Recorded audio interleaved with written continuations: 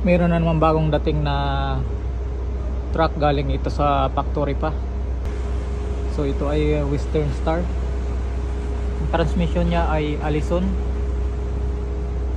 Ayan, ganyan yung itsura ng transmission ng Allison. At yung makina naman ay Detroit. Ayan. Detroit engine.